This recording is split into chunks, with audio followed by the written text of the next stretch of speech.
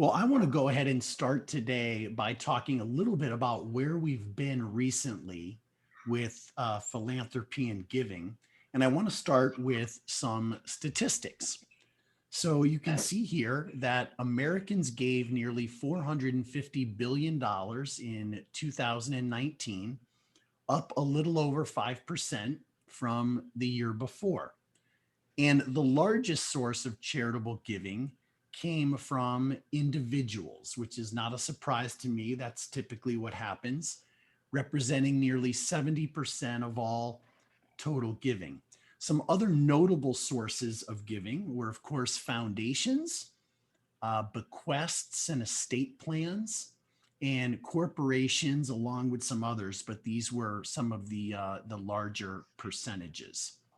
And the majority of charitable dollars went to, I don't know if this surprises you or not, but went to religious organizations and for religious purposes, with another 12% going to serve people in need.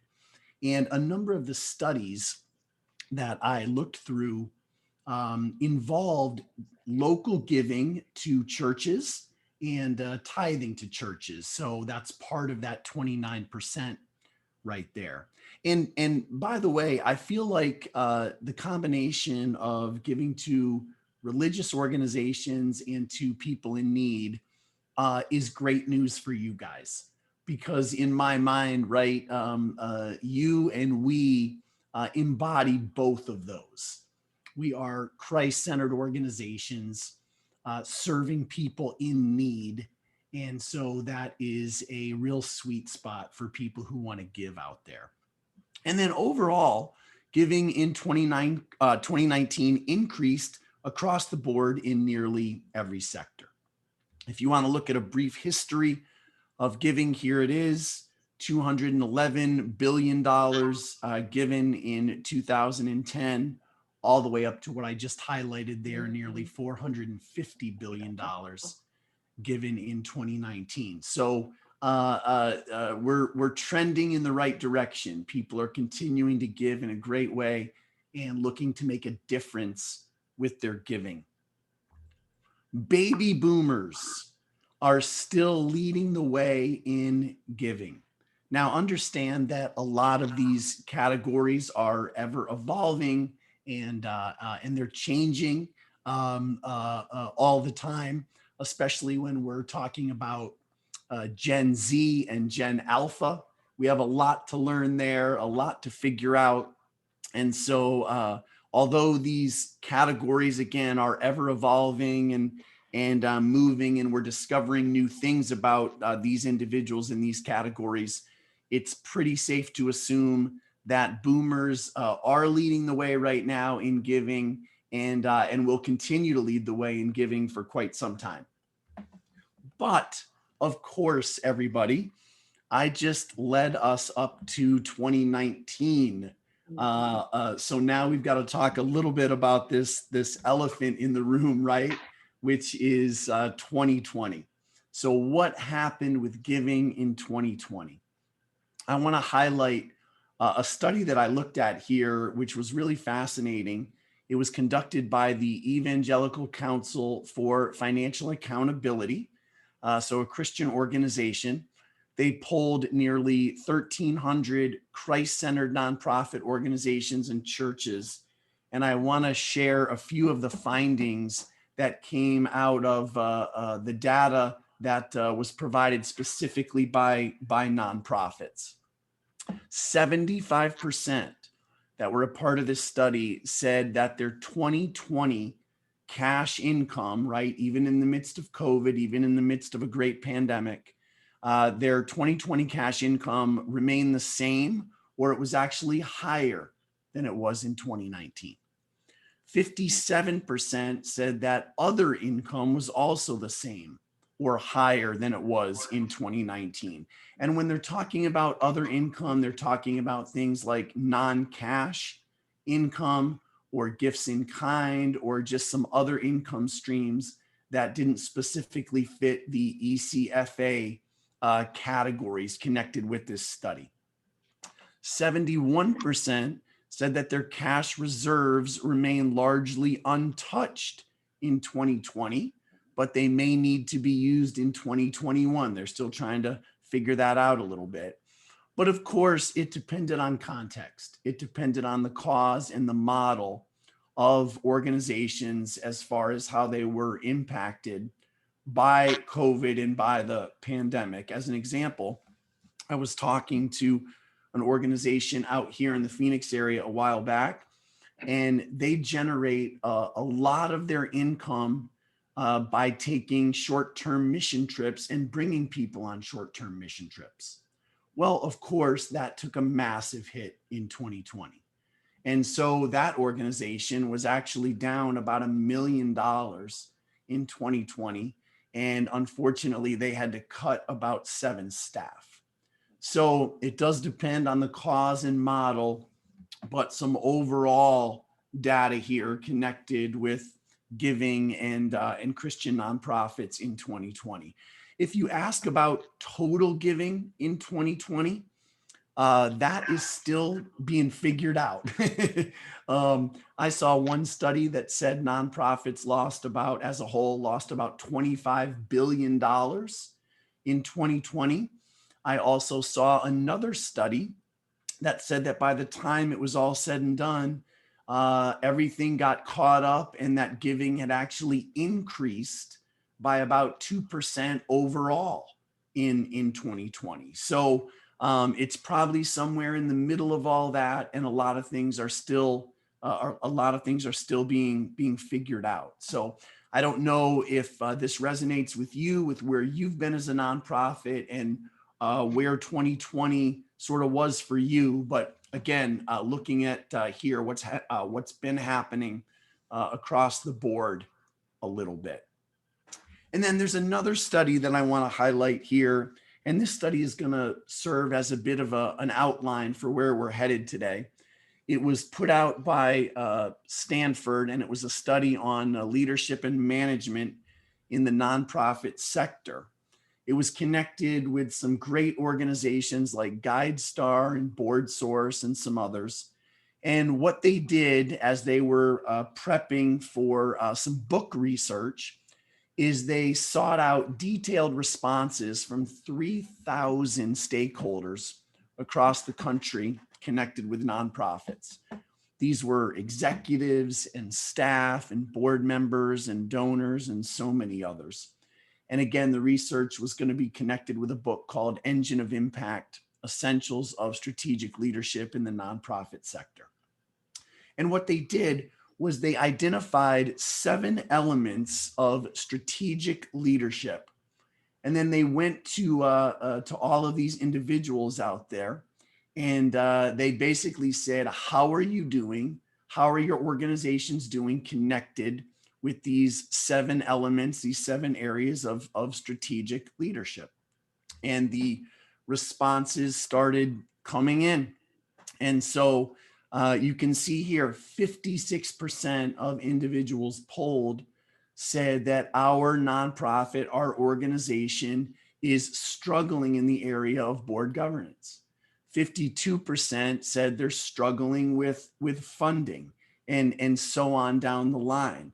Only 11% of respondents said that the organization that we're connected with is strong in all 7 areas. And so I just want to say quickly here that I hope that this encourages you in some sort of way. And the reason I say that is I think sometimes we believe that everybody else has it all together except us, right? And we need to know that that's not the case. We're all on the journey. We're trying to figure it out together.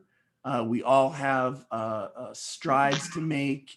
And so don't be discouraged at all if you're trying to figure out a number of things connected with your nonprofit, because we all are. And when I say we, I mean nonprofits all across the country. So we're not going to deal with all of these categories today, but I do want us to take 3 of them and again, have those serve as our outline for where we're headed with this material. And so the first thing I want to do is I want to look at this area of funding. Apple, Netflix, Amazon, Google, and so many others. I want to take a look at these platforms for just a second. And my question here is, what is one thing that these platforms seem to be doing well? And we won't get into a number of things that we feel like maybe they're not doing well or are even questionable a little bit. But there's one thing that I feel like these platforms are doing really well. And I don't know if you've got a thought in your mind right now, but I'm just gonna go ahead and tell you. These platforms are excelling in this one specific way. They are being responsive to people. They are being responsive to individuals just like us in real time. And in some ways, right, it can even be a little bit, again, strange. Right? What happens if I walk up to my wife's cell phone, if she's left it on the counter, and she's not even around, and I walk up and I just say very loudly into her phone, I am interested in buying new boots. Right? You know what's going to happen, don't you? She's going to start getting ads about boots, and her social media feed is going to be filled with great deals and sales on boots and things like that. Right. So again, in some ways a little strange, and in some ways could even be a little bit annoying, but you understand the concept that I'm talking about here. These platforms are being responsive to people in real time. And so one of the things I want to say right away, as far as where we need to be with funding, is we need to be responsive to our people as well. God has led great people to us. They are givers, and they are supporting the work in so many wonderful ways. And we need to be responsive to them. And I want to say a couple specific things here and sort of drill down on this a little bit. One of the things that I mean when I say this is we need to seek to build relationships with all of our people so that we can better understand who they are, where they are, why they're connected with our work. And all of that will lead us to being able to respond to them in better, more effective ways. And let me drill down even further on that. I believe all of that begins with us having a mindset. And the mindset is this right here. I believe that we need to begin to think about how we can treat all donors that are connected with us as major donors. And this is a concept from Gabe Cooper in his book called Responsive Fundraising. And we're going to talk more about Gabe and responsive fundraising and some of the concepts there. But I really believe it all starts with this mindset. And so one of the things I'm going to do when we're done here is I'm going to send you over a sheet that we took time to work on during the workshop, but you can just work on this privately and with your teams a little bit. And I want you to work through a few questions. First, how do you treat major donors right now? People who give gifts at a higher level. And why do you treat major donors that way? And then the third question, which I believe is the most important question, is how can we take some of those principles and practices, some ways that we're treating major donors and communicating with major donors and handling major donors? How can we take some of those principles and practices and begin to apply them to all donors? And sometimes the challenge can be, how do we do that logistically? Well, we're going to talk a little bit about that today, and hopefully by the time we're done, you're going to have even a better understanding of how to take steps in that direction. I sat down with Gabe a while back and I talked to him about this concept. In fact, you can go into the resources section of venture19.org and you can listen to that recording and see that video there. But I talked to Gabe about this concept of treating all donors as major donors. And I said, Gabe, how do we begin to do that logistically? How do we begin to do that day in and day out? And these were just a few things that he mentioned. He said, first, I believe we have a moral obligation to treat people well and to honor our people. No matter what dollar amount they're giving to our work, we have an obligation to bring them in closer to our work, help them understand more about it, and help them take next steps with our work besides just financial giving if they desire to do that. He said people have come to expect personal communication these days. And so we need to communicate with people personally. And that needs to show that we understand who they are and where they are and things that they may be interested in connected with our work. He said we need to lean in. We need to be good listeners. We need to respond in real time to people. Maybe through emails or text messages, or make sure that our direct mail is timely, or phone calls, or different things like that. Part of the way that we can do that is we need to also be willing to embrace some modern tools out there. But he said, above all, our communication needs to be personal and genuine. And again, we need to seek to honor the people that God has brought our way. And so if we begin to know our people well, right, then we can begin to communicate with people in a way that makes sense with them, and we can invite them to take the next steps connected with our work that makes sense for them. Gabe said this: just as Netflix users cannot be treated the same simply because they use Netflix, your donors cannot be treated the same simply because they care about your cause. And this makes total sense to me. My wife watches Netflix and I watch Netflix. But what Netflix recommends that my wife watches is much different than what they recommend I watch, right? My wife gets the recommendations of stuff that would fit more in the category of Hallmark movies, right? And that's not really a good fit for me.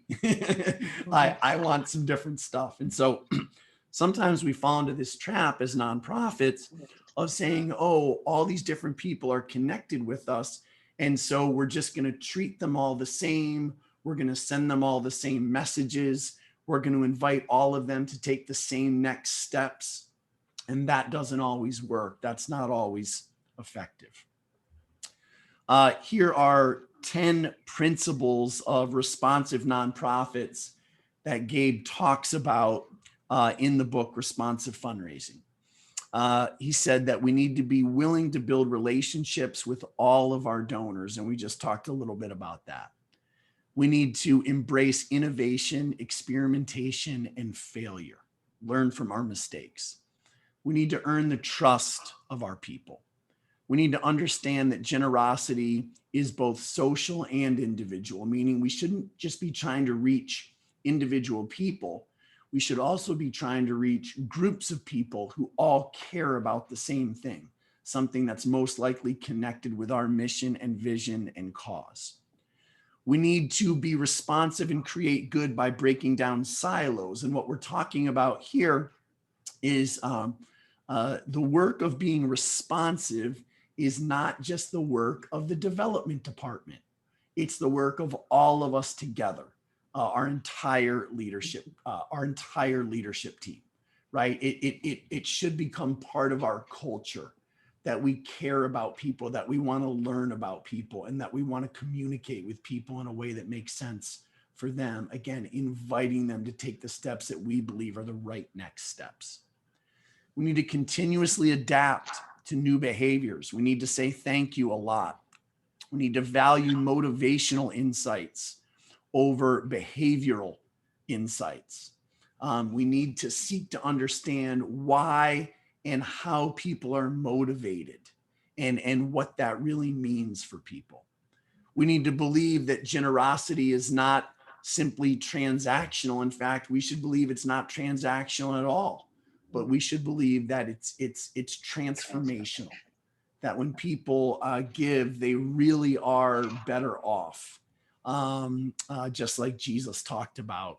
And so what does it mean to see giving as being not transactional, but transformational?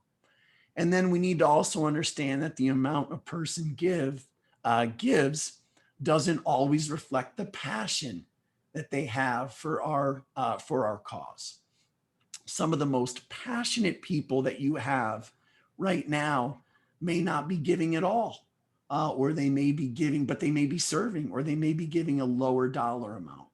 On the flip side, you may have somebody who gives $1,000 a month to your work right now, and their passion level maybe actually isn't that high. So we need to understand that dynamic as well.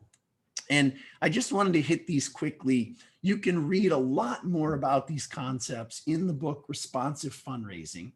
And I want to encourage all of you. This is a great offer that they've given us. If you just send an email to responsive@virtuous.org and say that you were a part of this training experience with Jonathan and Venture 19, they're going to send you a free copy of the book. So be sure to do that. So we need to be responsive to our people, and connected with that. I also believe that we need to implement a concept called journey mapping.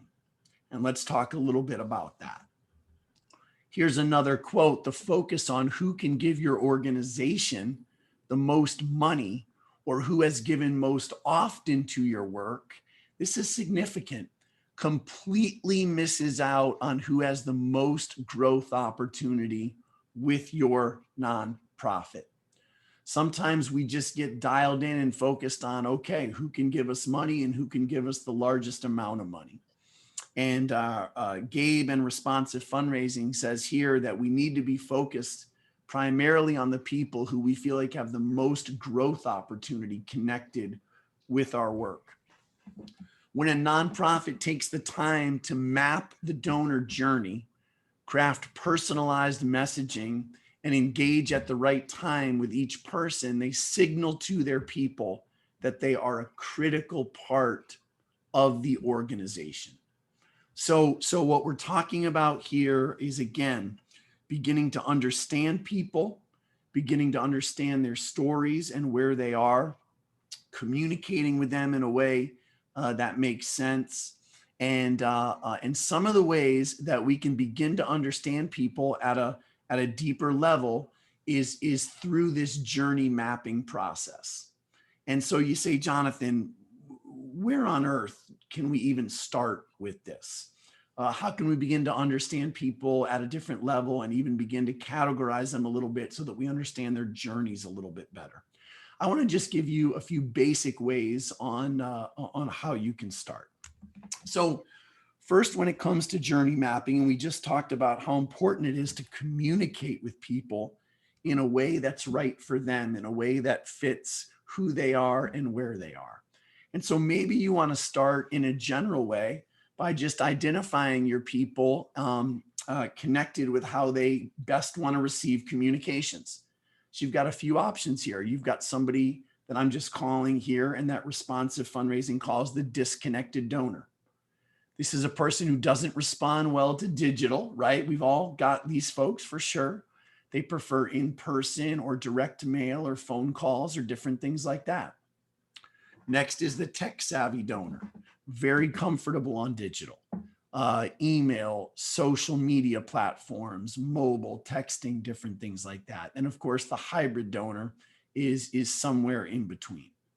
So one of the things that we can begin to do right away is we can begin to identify and categorize our people based on where they are with categories like this. Are they disconnected? Are they tech savvy? Are they more in the middle? And right, so automatically, as we begin to create some of these different categories, that gives us insight on how we can communicate differently with different people. Let me ask you this question.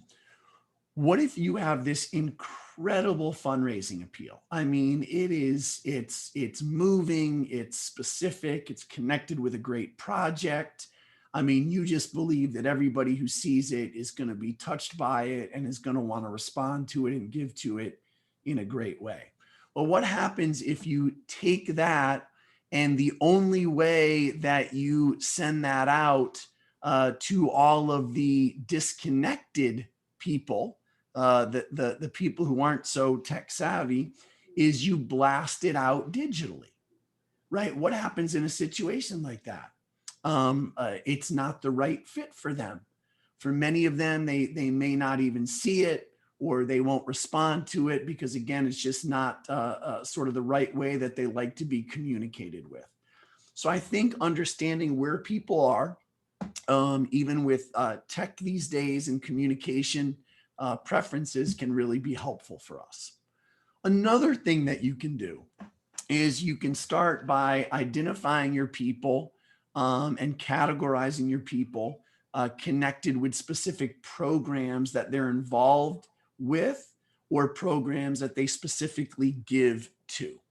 So you can do this. You can divide up your entire work into the programs that you are doing. And I don't know if you ever thought about it this way, but your work is really just a whole bunch of great programs. So you can divide your entire work up into different programs. And then you can look at somebody like Jonathan and you can say, as a giver, what program is Jonathan supporting?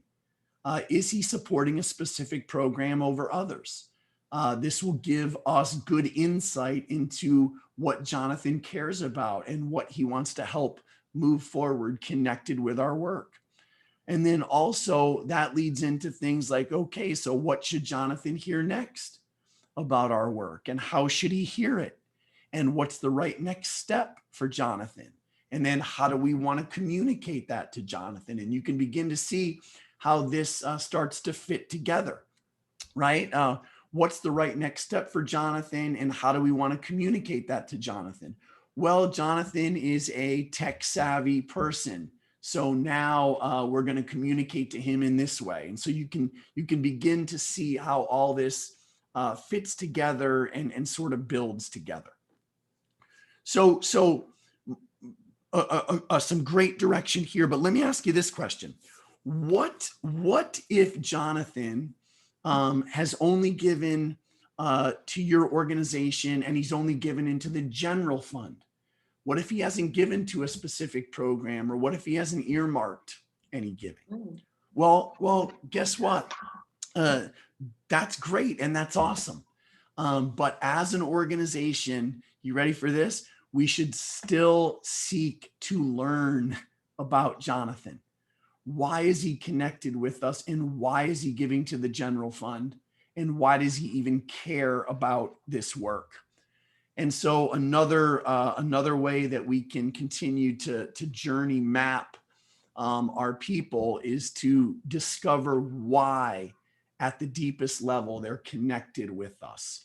So we need to be willing to observe our people and be genuinely curious about our people. And we need to be intentional. We need to discover why Jonathan gives money, and why Jonathan gives time, and why Jonathan responds to certain communications and doesn't respond to others. And we need to discover why Jonathan is engaging in a certain and specific way. And overall, we want to seek to understand why Jonathan is connected with our work. So it's a bit of a discovery process. You say, Jonathan, how do we begin to do this? We have so many donors, and they're even spread out across the country and engage in so many different ways. Well, I just want to say right here, don't think about everything all at once. just think about where you can start, where you can begin. We can all begin somewhere. Mm-hmm. And so maybe you're saying, you know what? I want to begin to create some journey maps for 10 people this year, or for 20 people that sort of God brings to mind. And I want to seek to understand their journey a little bit more specifically, understand where they are, why they're connected with us, identify next steps for them, and invite them to take those next steps. And guess what, everybody? Here's where I'm connecting the dots even more. Listen to what I'm about to say. We already do a version of this with a group of people connected with our work. And do you know who those people are? They're our major donors. Our major donors. We seek to understand them at a deeper level. We seek to identify where they are. We think about what their next right steps are, and we invite them to take those next steps. And we invite them to take those next giving steps. So we already do this with some major donors. And so again, connecting the dots now, how can we begin to treat all donors, or more of our donors, as major donors? So we can all begin somewhere. And then this is another way from a category standpoint on how people connect and sort of move with our work. People typically move from awareness to engagement, and then ultimately to advocacy. And so this could be another great way to identify your people. You may look at a group of individuals and say, okay, to start journey mapping where they are, we're first going to identify, would we categorize them as being aware? Or would we categorize them as being engaged? Or would we categorize them as being advocates for us? And so, right, depending on where they are, okay, what's the next right step for them? What are the next right opportunities? Or you could simplify these categories even further, and you could begin to look at some folks and say, okay, our 3 categories are not engaged, somewhat engaged, or highly engaged. And then what does that mean for them moving forward, and for the way that you're going to continue to lead them into a deeper place with your work? So again, a number of different ways, a number of different sort of categories, if you will, on how we can begin to look at our people, the people that God's brought our way. And so one of the things that I want you to take away for sure right here is different people are in different places, right? And so we can't just treat everybody the same, communicate with everybody the same, and it just can't be one size fits all, because one size typically doesn't fit all. I go to Christ Church of the Valley, and one of the things that I love about CCV is that CCV has a plan for me, and they're not bashful about telling me what their plan is. So if I log into my CCV app, I see my dashboard, and you're looking at my dashboard right here. And so CCV has made it very clear that their desire for me is that they want me to get baptized, and then they want me to engage in worship with the church on a regular basis. They want me to connect in a small group in my community. They want me to serve. They want me to give to help the local church move forward. They want me to share my testimony and my story in writing so that it can be used to help and encourage others. And then they want me to coach others through these steps. Well, you can look at my dashboard right here, and you can see, right, everybody knows. I see this and you see this. My next right step is to share my story in writing here, because it's the one thing I haven't done yet. And so, right, I see that very clearly, and I appreciate that CCV wants me to move in that direction. But I want to explain this in a little bit of a different way as well.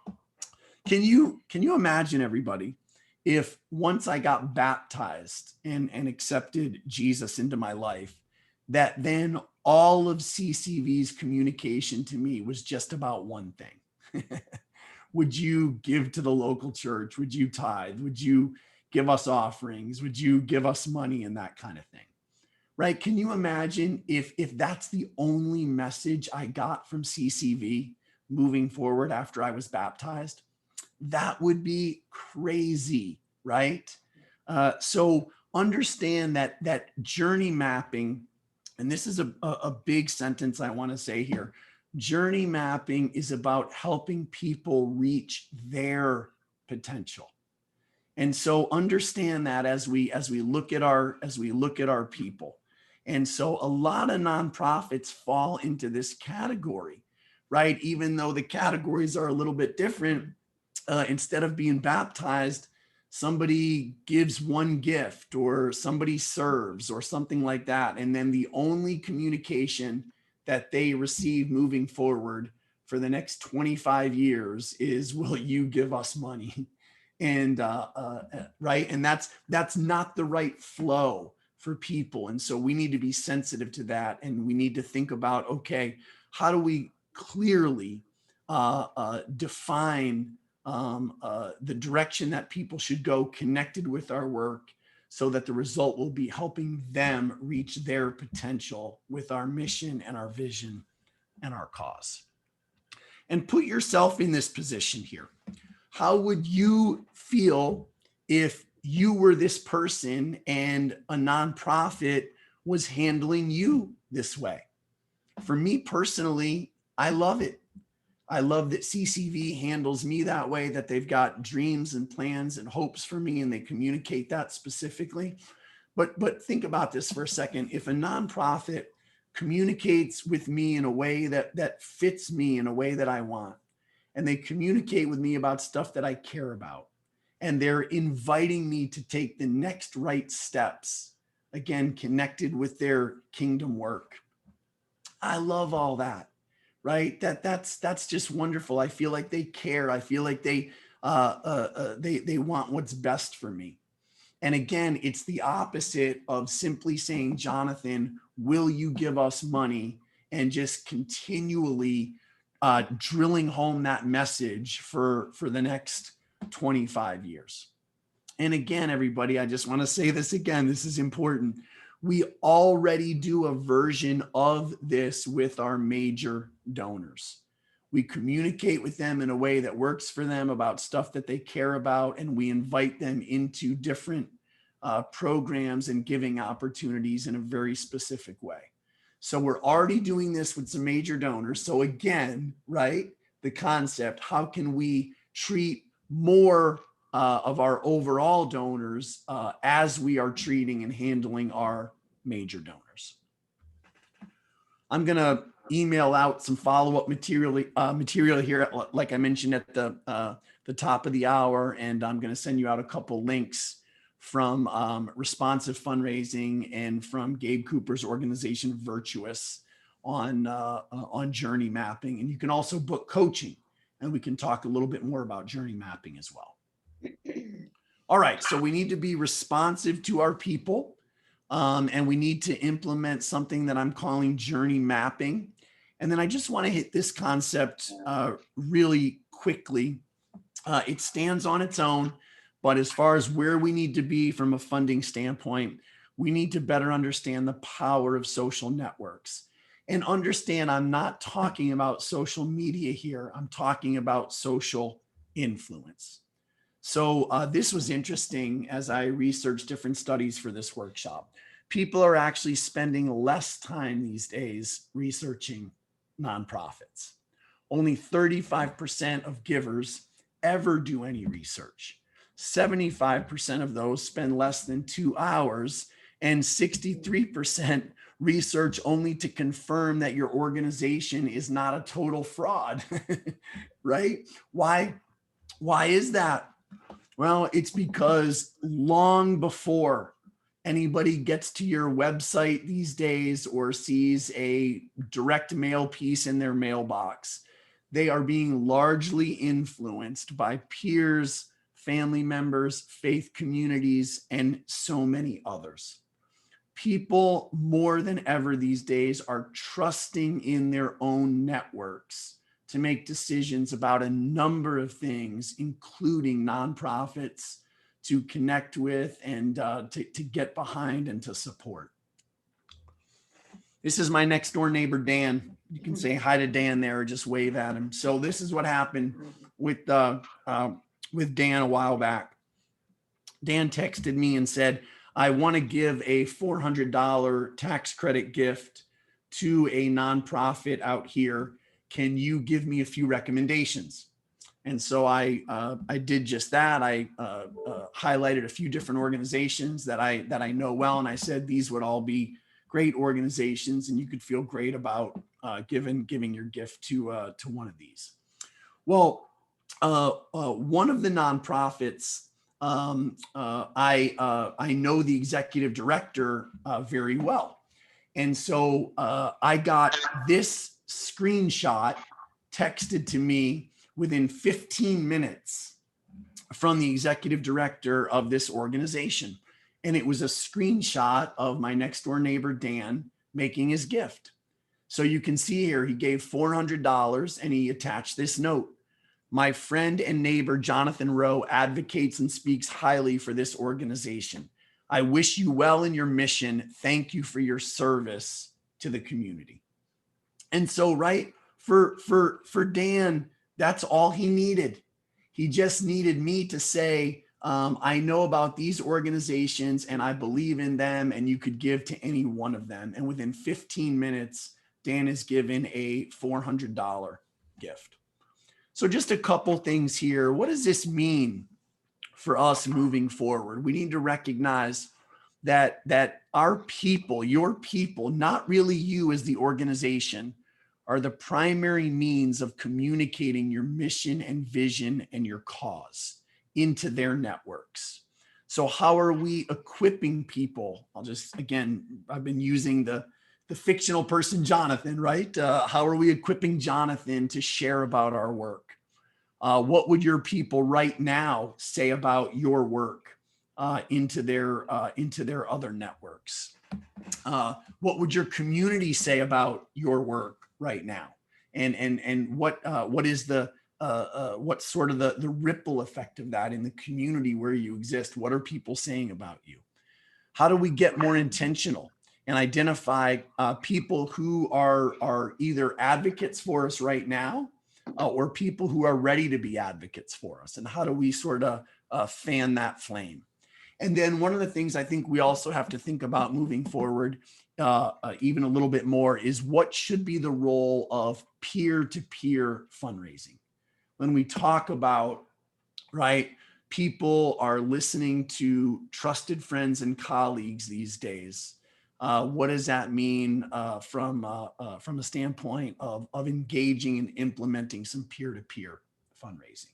And these are all great topics we can talk about more in a coaching time as well. But something really significant that came out of my research for this workshop. So interesting stuff there. All right. Well, we just talked about funding, and now I want to talk a little bit about impact evaluation. And so my question here is, what exactly is impact evaluation? And I'm going to define it for you here. And I don't want you to laugh at me because I'm really only half joking here. But impact evaluation is the ability of an organization to understand what it's supposed to accomplish, coupled with the ability to determine if what it's supposed to accomplish is actually getting accomplished.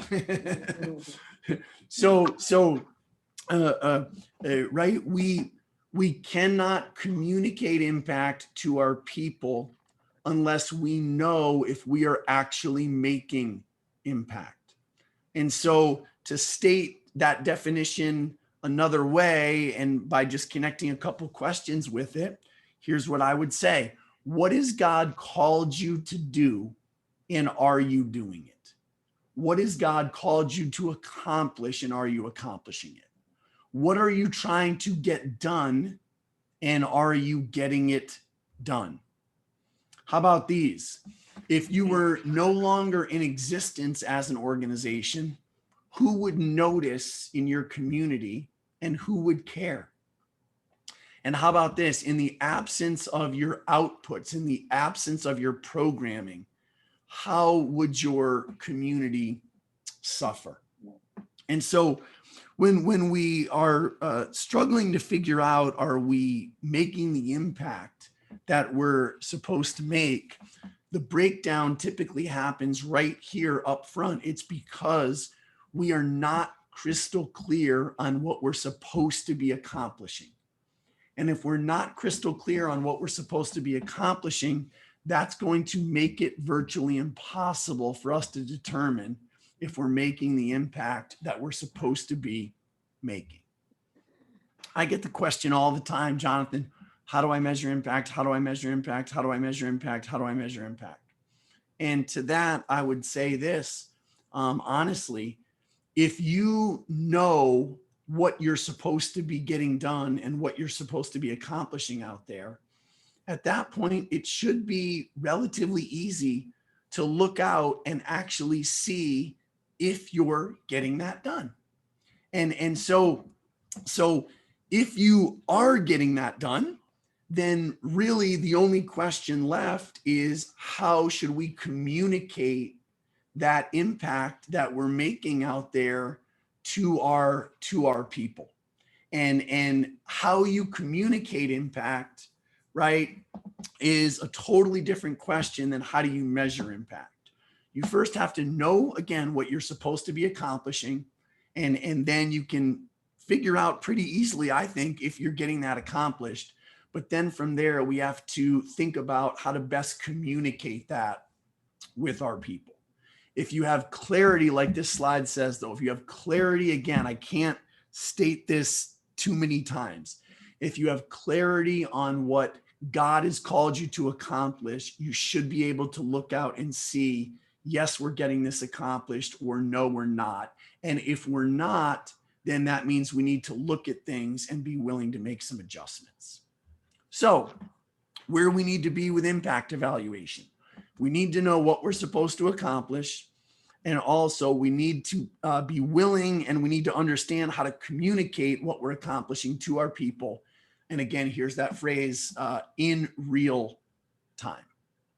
So let me drill down even further on this. So let's say your ministry is to Tom or to Tammy or to Tom and Tammy's family. The questions that you should be asking as an organization are, what is our hope for Tom or Tammy? What are we trying to accomplish in their lives? What do we want to see God do in their lives as they engage our organization and as they engage our programming? What is the end picture, or what should the end picture look like for Tom or Tammy? And it should be different than what the beginning picture should be, right? Because something should happen as a result of them engaging our work and God working through our program and God doing something in their lives, which leads to this question. So what do their new lives look like? We should be thinking through all of this. And I sort of see it a little bit as, as a funnel where, again, people come in and they engage our ministry's mission and our work, and that makes a difference. They come out differently, so to speak. And maybe this is a better visual of it. Again, Tom or Tammy or their family, they engage us. God leads them into our front door. They engage our work. We minister to them. We do what God's called us to do. And there should be a result of that, a noticeable result, a noticeable change. So this is all a part of understanding what's our impact, and is our programming and what we're doing actually making a difference out there. And one of the things you can do is you can help to identify all this by beginning to label these pictures. And I want to give you an example specifically for Venture 19. So this is what it looks like for Venture 19. So my Tammy, or Venture 19's Tammy, is a nonprofit leader, probably a CEO or an executive director. And when I think about what is my hope for Tammy, what is Venture 19 trying to accomplish? What should the end picture look like? What does Tammy's new life look like? Here's where it is for Venture 19. So I want to make sure that Tammy, as a result of engaging Venture 19 programming, Tammy knows how to gain strategic direction for her organization. Tammy also knows how to effectively biblically fundraise. Tammy can also effectively lead herself and others and her team well. And I also want to make sure that Tammy is encouraged and empowered by other like-minded Christian leaders. So right, this is what I'm trying to help nonprofits, nonprofit leaders learn all this stuff so their organizations will be healthier, stronger, and more sustainable, right? And so that they can continue to go on and make incredible kingdom impact. And so let me state it in a backwards way. If Tammy, after being connected with Venture 19 for a length of time, would tell me she doesn't know how to gain strategic direction for her organization, she does not know how to effectively biblically fundraise, she does not know how to lead herself and her team, and she does not feel encouraged by other like-minded leaders. Listen, everybody, for Venture 19, that would be an epic fail. Are you following me here? So I'm looking at Tammy and I'm saying, this is my hope for her and for her organization. And so then Venture 19 programs, trains, and coaches to try to instill all of this in Tammy so that she can have her next level sort of identified and she can lead her organization well. So what would those phrases be for you? How would you begin to state your desires for the people that God is bringing your way? As part of the follow-up information, I'm also going to send you a link to a conversation I had with Jason Law, the founder of One Mission. One Mission's grown from $0 to $3 million in the last 10 years. And this was a really great discussion on impact evaluation and how to look at that. So I will send over that link in follow-up as well.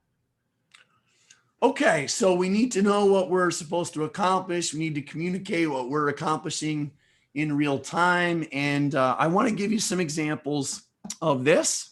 And I really, as I was preparing this material, I really just felt like the Lord said to me, Jonathan, just share with individuals how you communicate what you're accomplishing and what God's doing through Venture 19. How do I do that in real time to the people who are connected with Venture 19? So I just want to run through some examples here that I hope will spur your thinking on and help you in some specific and logistical ways. So first, I pay attention to what others are doing in the community, meaning how they're reporting on impact. So at times, right, I'll get reports in the mail or mailers or different things like that, year-end reports, and some stuff I look at and I say, this is awesome. I think there's some stuff here that I need to implement as far as my year-end report goes, or how I'm sharing stories or narrative or communicating on everything that God's doing through Venture 19. So I pay attention to what others are doing and I try to learn from them. I also think 1 year in advance, and I'm specifically talking here about my year-end impact report that I'm going to send out to all the people connected with Venture 19. I know that's coming every year. And so all year long, I gather data for that. And this is just a screenshot of my computer. And you can see here that I've got an Impact Report 2021 folder. So as stuff comes in, as people share stories, as I see quotes, as I hear about an organization that's grown significantly because of their connection with Venture 19, I dump all of that into this impact folder. And then I pull all this stuff out at the beginning of Q4, and I begin to look at all this data and all these stories and all these pictures. And I begin to think through how I want to put together my my annual year-end impact report. Next, I ask, when I receive communication from people or feedback on Venture 19, I ask who else would be blessed right now by hearing this or seeing it. And I think both generally and specifically. So here's an example of some general communication I sent out a while back. Hi, Venture 19 partners and supporters. Last Tuesday, through Venture 19, a community giver toured the facility of a great area nonprofit and presented them with a generous grant. Last Wednesday, I conducted board governance training. Last Thursday, I taught a session on how to grow monthly giving. Last Friday, I conducted staff training for the growing team at Harvest Compassion Center. What a week. Your generous support is making all of this happen and so much more. I truly thank the Lord for all he's doing and for your partnership as we serve the community together. So the quick context here is I got to the end of a week and I thought to myself, this has been an awesome week. This has been incredible. God's done so much this week. And then I immediately thought, who else would be blessed by hearing about this week? And I decided the entire Venture 19 base. So I sent that out. So that's an example of general communication. Here's an example of specific communication. This was after receiving a larger gift from an individual. Dear so-and-so, your incredible Q1 gift just came through. And once again, I just want to say thank you. I just traveled to Tucson to do a team training for Teen Challenge, and they emailed the below.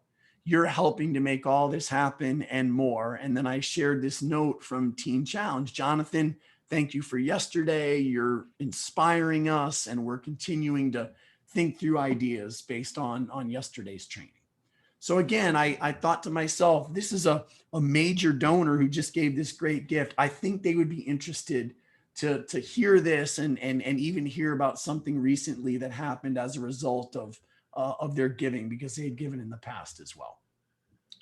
Next, I pay attention to nudges. So I was doing some website work a while back, and I just felt like the Holy Spirit nudged me to send a note like this to a very specific giver. And so I did. Hey, so-and-so, I was just thinking this morning how important the Venture 19 website is to everything I'm doing. And if you remember, you paid for the whole thing through an incredible major gift. That investment is in use every single day. Thanks for everything and for being my friend. And this person responded back to that email almost immediately, and it was meaningful for them. And right, so just at times we're going to feel like God nudges us, that the Holy Spirit leads us, and we need to follow those promptings and do what we feel like God is calling us to do there. Next, I use video. So connected with sending out my year-end report, I sent a personalized video through the platform that I use called ThankView. And you can see I sent 54 personalized videos out. These were videos where I was talking to specific people by name and thanking them specifically for the support that they'd given to Venture 19 over this past year. And you can see that had a 70% open rate. And the ThankView platform makes it real easy to personalize videos and use videos to communicate in a great way. You can learn more about ThankView in the partnership section at venture19.org. And so I sent that video out. And one of the things that I did in that video is I included a link to the Venture 19 year-end impact report. And so as just a way to layer communications, I thanked them personally for their gift. And then I said, I also, as a part of this video, want you to click on this link and read through this impact report because you helped to make all of this happen. And I highlighted the training and the coaching and the granting and giving connected with Venture 19 and so many other things as well. And so that was, I got a lot of great feedback on that communication. I anticipate when great things are going to happen, and I try to capture those. So, right, have you ever had something that you came home from one night, connected with your work, and you got home and you said, that was so awesome. I wish everybody could have been there. I wish everybody could have seen it, but it was sort of lost because you didn't capture it in any way. You didn't shoot any video or different things like that. So if you've got something great coming up, anticipate that it's going to be great, capture it somehow, and all of that can be great stuff to share with givers and supporters. I buy meals and I don't ask for money when I'm buying those meals. I just connect with people to learn more about their story and to understand them a little bit more and to learn why they believe in Venture 19 and just to continue to build that relationship. I sometimes buy appreciation gifts and don't ask for money, of course, in return. God will just lead me to bless somebody with something.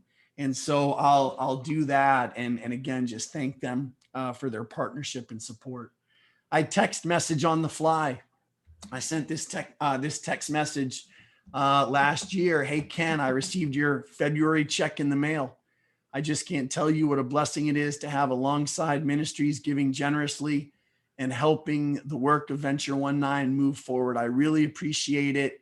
And you, thank you for that, right? I opened my mailbox, I got their monthly check, and I just was blessed by it and excited by it. And I just stood right there and pulled out my phone, right, and just sent a text message in real time right there.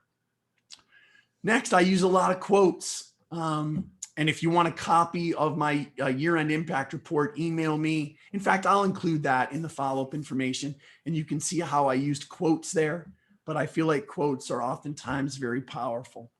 I receipt in a personal way.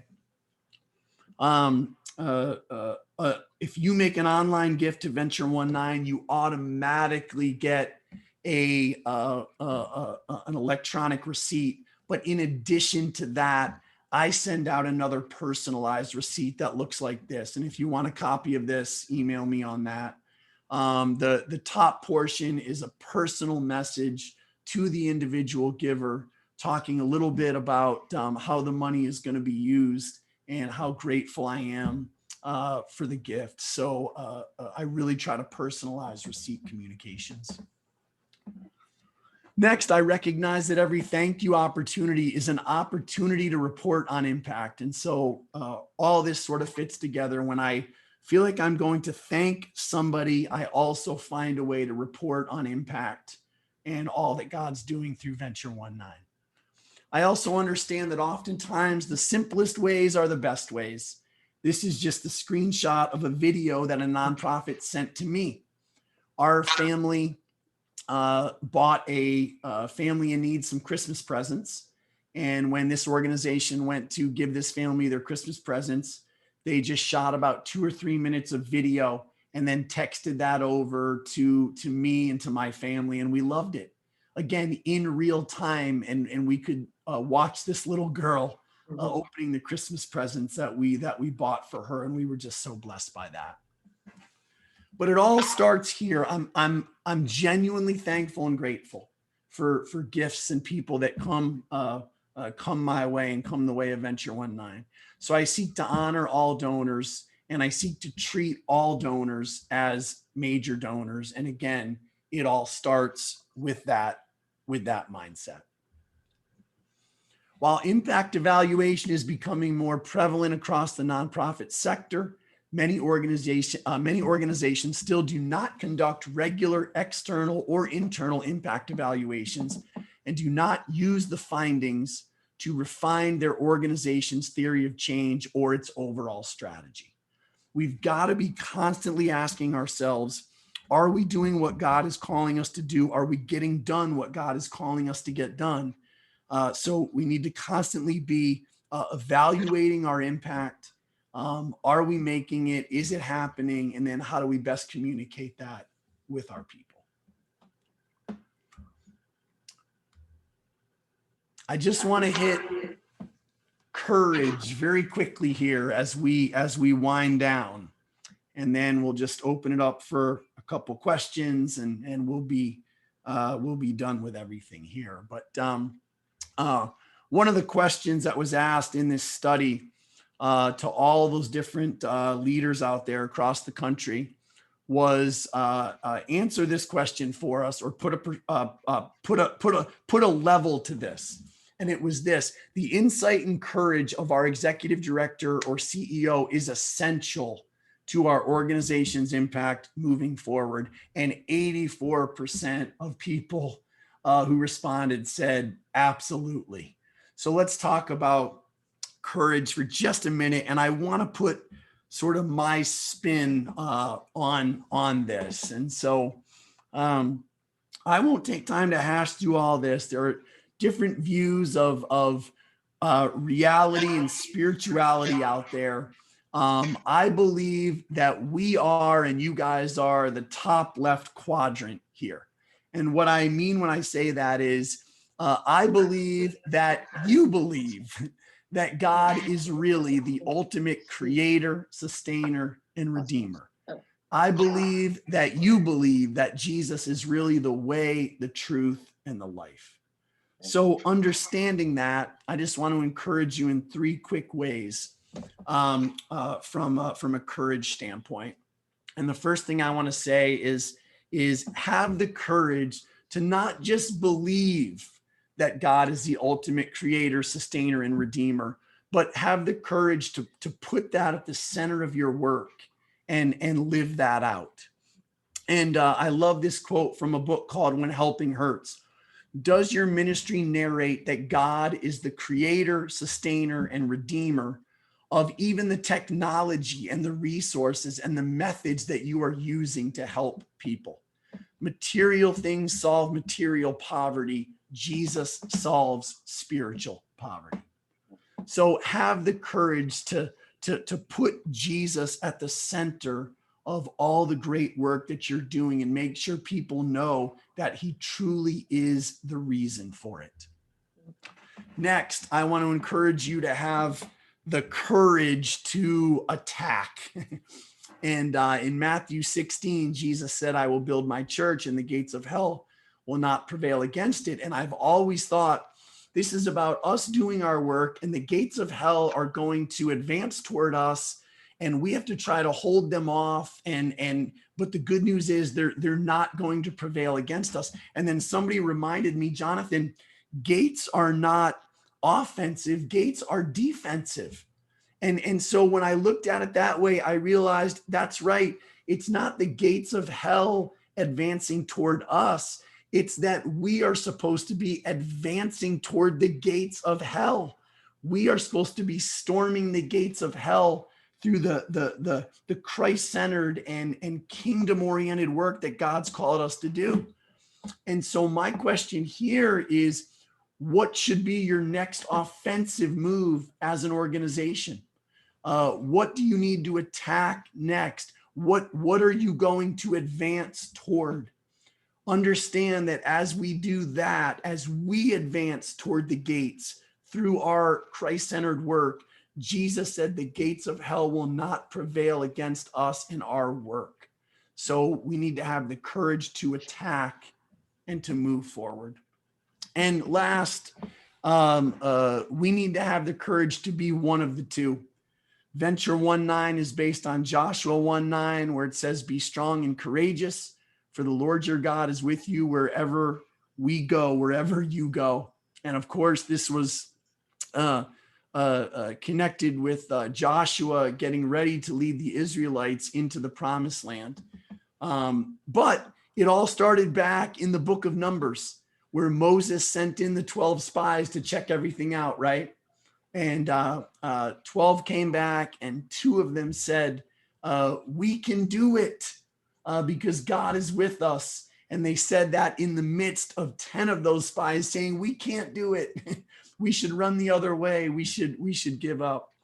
And I just want to encourage you as you move forward to just, again, have the courage to be one of the 2, to know beyond a shadow of a doubt that God is with you, that God has called you to great things. And so we need to be willing again to advance, to move forward, and to journey in the way that God has called us to, connected with, again, the mission and vision of our incredible nonprofit work. So be courageous in all of these ways moving forward, and your organization will be even stronger as a result. Hey, Stacy, would I be able to put you on the spot and ask you to just close our time and pray for us? Absolutely, my pleasure. Thank you. I'm grateful, thankful, Lord, for the work that you've invited each of us to be a part of, that we have the honor and privilege to serve and partner with you in these spaces. And Lord, I just thank you for the time that Jonathan invests in us and the kingdom work that he does with us. This is part of his the numbers or the relationships we establish, the money raised, funds, investments, all of that is part of his kingdom work. So we're so thankful that you've chosen him to cross our paths and partner with us and with you. And so, Lord, as we leave our time together, Lord, I bless each one. I bless each work, each note, each text message, each email, each conversation, each sent that comes through. Lord, I bless all of those things because because they're provided by you, and you are the giver of all good things. Yes. And you are provider of all these things. And Lord, if there's personal requests and healing that needs, that there's a need, Lord, I believe that you want to heal each situation and restore each situation. Maybe it's personal, maybe it's in families, maybe it's former partners or current partners, that maybe there is a disconnect or something. Lord, I believe that you're healing and you're always at work. And so I believe, and that's just a reminder to us that you're always at work, regardless of a text message or email that's not sent, you are still at work. And so we rely on you for all things. And people, Lord, and I just bless each partner, each financial partner, each prayer partner, each connecting partner. We declare blessing on them, and that your love and acceptance and forgiveness will just be clear to them, or just one step closer for them to embrace it even more so. And we're thankful for all these things and believe them together, because we declare these things in your name. Amen. Amen. Amen. Thank you so much. Guys, thank you so much for joining us today. Look for the follow-up information, and happy to continue the conversations personally as well. But thanks for carving out the time.